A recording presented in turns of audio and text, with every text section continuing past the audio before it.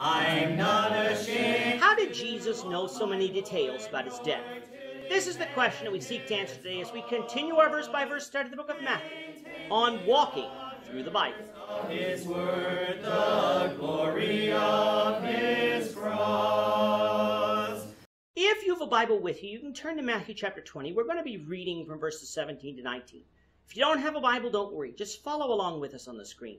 The version that we'll be reading from is the New King James Version. So, Matthew chapter 20, beginning at verse 17. Now Jesus, going up to Jerusalem, took the 12 disciples aside on the road and said to them, Behold, we are going up to Jerusalem, and the Son of Man will be betrayed to the chief priests and to the scribes, and they will condemn him to death, and deliver him to the Gentiles to mock, and to scourge, and to crucify. And the third day he will rise again. In today's reading, we have Jesus leaving where he was at the end of chapter 19, somewhere in Perea. From Mark 10's parallel account, we find that they were on the road up to Jerusalem. The road to Jerusalem was a well-traveled road through a mountainous region, a road that Jesus would have known from his visits to Jerusalem. From stating that he was on this road, we should not assume that they were near Jerusalem, as we find them near Jericho later on in chapter 20.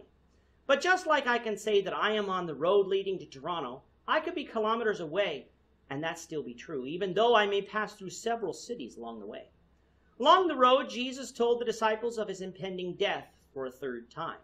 In chapter 16, we had Jesus predict his death for the first time while they were near the Caesarea Philippi.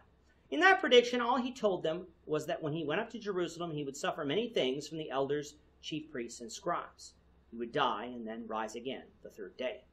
The second time Jesus predicted his death was when they were in Galilee in chapter 17.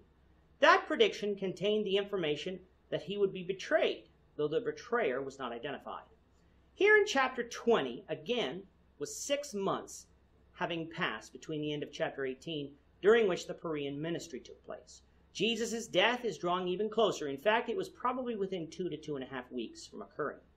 They were on the road heading to Jerusalem, which after they got there, it would only be half a week before Jesus dies.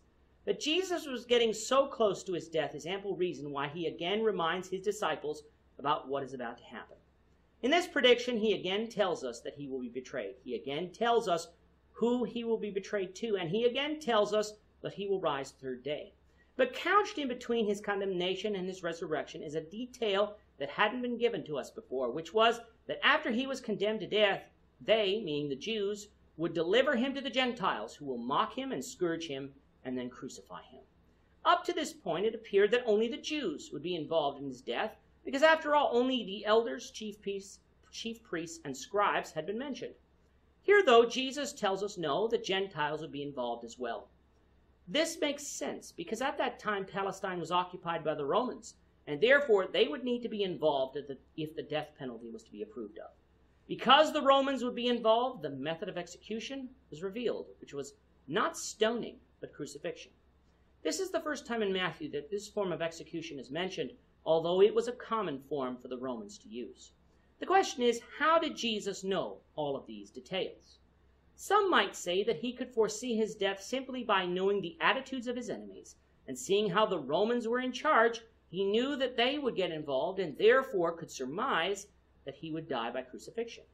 But that's not the type of language that Jesus used here. He used words of certainty, not possibilities. Now, I don't care how wise someone is at reading political situations.